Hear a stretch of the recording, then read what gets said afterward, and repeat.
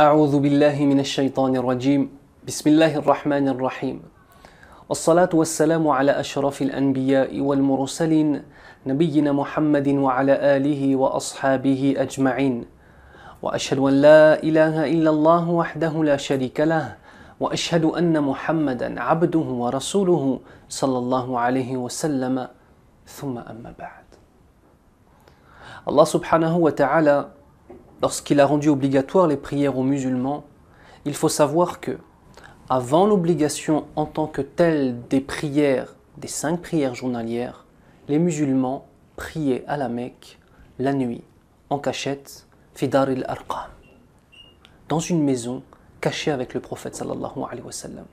C'est-à-dire que l'origine des prières dans l'islam, c'était uniquement des prières pendant la nuit.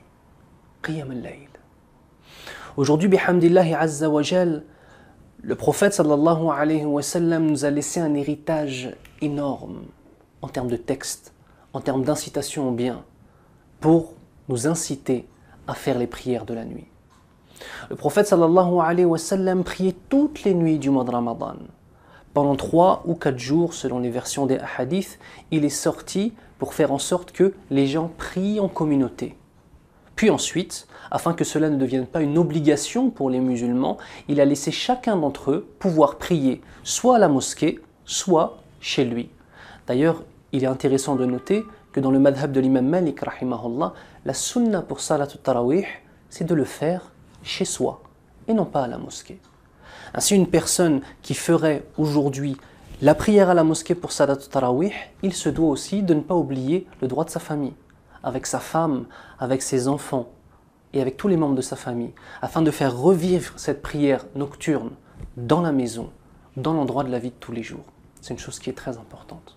Afin d'illustrer la prière de nuit, nous allons nous arrêter sur un épisode de la vie de l'imam Sufyan al-Thawri, rahimahullah, un des grands tabi'in.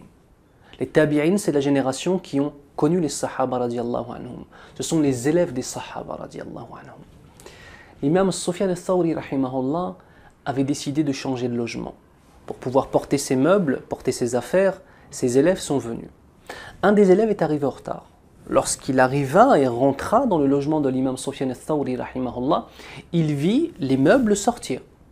Donc, lorsqu'il rentra dans ce logement, il put voir finalement les traces de chaque meuble qu'il avait pu identifier en train de sortir, ou alors d'autres qu'il n'avait pas vus, mais il comprenait c'était quoi. Comme par exemple le fait de voir 4 trous dans la terre, parce que bien évidemment, le sol de la maison de l'imam Sufyan al-Thawri, rahimahullah, était en terre, donc cela creuse la terre. S'il voyait cela, il se disait c'était une table. S'il voyait cela, c'est un endroit où il s'asseyait souvent. S'il voyait autre chose, il disait que c'était un petit peu enfoncé dans la terre, c'est l'endroit où il dormait, etc., etc. Puis il vit un meuble, enfin, plus précisément les traces d'un meuble dont il ne comprenait pas la forme. C'était un meuble à 7 pieds. Donc 2 trous, 2 trous, 2 trous, et au centre, un 3e un peu plus gros, avec la terre, au niveau de ce pied un peu plus gros, la terre qui avait changé de couleur. Pour ceux qui ont déjà vécu dans des pays étrangers, et dont le sol de leur logement était fait de terre, ils savent qu'à force de renverser de l'eau sur le sol change de couleur. Ou bien alors, par exemple, l'endroit où on fait à manger, à cet endroit-là, la terre change de couleur en raison de l'huile, des aliments, etc. Donc ils n'arrivaient pas à comprendre. Était-ce l'endroit où ils faisaient la cuisine? Était-ce l'endroit où ils ne savaient pas? Donc il demanda aux autres élèves, quel est le meuble qui était ici? Donc ce meuble si étrange, avec 6 pieds, avec un 7e, avec quelque chose qui a changé l'eau de la terre. Lorsqu'il a posé cette question, il y a eu, comment dirais-je, un vrai silence, avec une vraie remise en question des gens qui allaient lui répondre. Et les frères de lui répondre, Ya akhi, il n'y avait pas de meuble ici. Ici c'était la place où l'imam Sufyan al-Thawri, rahimahullah, fait qiyam al-layl, prie la nuit. Tellement il a prié dans son existence, Ya akhi al-Karim, pendant la nuit. Ses membres ont creusé le sol. Ses pieds, les 7 pieds, c'était ses 2 pieds, ses 2 genoux, ses 2 mains. Et le plus gros des pieds au milieu, c'était son front, Ya akhi. Et la terre qui avait changé de couleur, elle avait changé de couleur en raison de ces larmes qui ont changé la couleur du sol. Voilà c'est quoi la prière de la nuit. La prière de la nuit pendant le mois de Ramadan est un élément et un événement exceptionnel qui te permet de prendre des habitudes. Ce n'est pas simplement le fait de se lever la nuit et de cesser de se lever la nuit pendant tout le reste de l'année. La prière de nuit doit devenir une habitude. Et c'est un conseil que je vous donne et que je me donne à moi-même, bien évidemment. On se doit de retourner à une véritable spiritualité et à une véritable relation avec Allah subhanahu wa ta'ala. Parmi les paroles que Jibril alayhi salam a pu dire au prophète sallallahu alayhi wa sallam, nous avons le fait de dire que l'honneur du croyant réside dans la prière de la nuit. Subhanallah. L'honneur du croyant réside dans la prière de la nuit. De même, nous savons qu'Allah subhanahu wa ta'ala, durant le dernier tiers de la nuit, descend en déclarant « Je suis le roi des rois, qui m'invoque afin que je puisse répondre à son invocation, qui me demande pardon afin que je puisse lui pardonner. » Et il reste ainsi jusqu'au lever de l'aube. Allahu Akbar. Allahu Akbar. De même, nous avons un hadith authentique qui nous explique qu'il y a dans chaque nuit un moment où tout croyant qui demandera sera exaucé. Des choses de cette vie d'ici-bas ou des choses de la vie de l'au-delà. Il sera exaucé. Bien évidemment, tant que c'est une chose qui est demandée dans la satisfaction d'Allah subhanahu wa ta'ala. Le fait de se lever alors que tout le monde dort, le fait de prier alors que les autres sont peut-être en train de perdre leur temps sur Facebook, sur Internet, sur YouTube, en train de regarder des dizaines et des dizaines de vidéos. Vous savez, je vais même aller plus loin. En train de perdre son temps sur YouTube, en train de regarder des vidéos liées à la religion. C'est bizarre ce que je viens de dire. On va être honnête. Les petites vidéos comme celles que nous sommes en train de faire, je pense que c'est une chose qui peut être positive, ou peut-être pas. Et parmi les choses qui sont néfastes, c'est le fait qu'une personne regarde, par exemple, 10, 15, 20 petites vidéos sur l'islam à l'affilée. J'ai une question à te poser, Harry. Qu'est-ce qu'il en reste à la fin?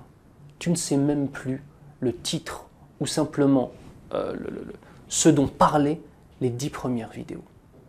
Il vaut mieux regarder un nombre de vidéos limité ou une conférence entière d'1 heure, être concentré, vraiment profiter et ensuite d'aller prier. Alors imagine-toi l'illogisme de la chose lorsque la personne reste sur des forums à parler d'islam, à tweeter sur l'islam, à regarder des vidéos sur l'islam, mais ne se lève pas pour Salat al-Fajr, ne se lève pas pour l'obligation. Allahu Akbar. Allahumma hafadna min dhalik. Qu'Allah nous préserve d'une telle attitude. Ya Rabbal Alamin. La prière de nuit est une éducation pour ton cœur. La prière de nuit est une éducation où tu t'arraches de ton sommeil. Tu t'arraches du confort de ta couette et de ton matelas pour aller adorer Allah Azza wa Jal, pour aller adorer ton Seigneur. La prière de la nuit est une chose qui purifie ton cœur. La prière de la nuit est une école. La prière de la nuit est une étude pour toi.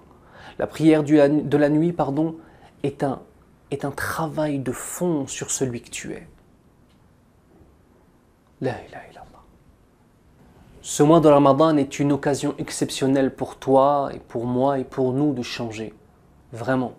Prendre des vraies habitudes. Les habitudes des pieux. Les habitudes des pieux.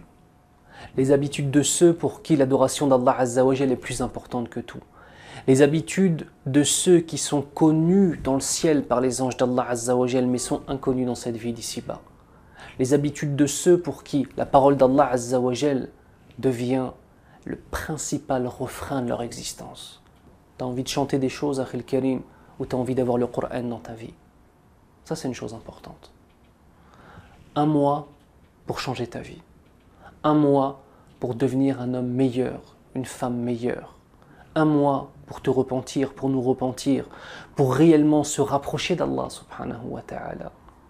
La seule question c'est, est-ce qu'après cette vidéo, tu vas te lever? Et est-ce qu'après cette vidéo, même lorsque le mois de Ramadan sera fini, est-ce que tu vas continuer à te lever, incha'Allah?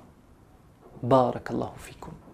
Subhanakallahumma wa bihamdik. Ashhadu an la ilaha illa ant. astaghfiruka wa atubu ilayk. Wassalamu alaikum wa rahmatullahi wa barakatuh.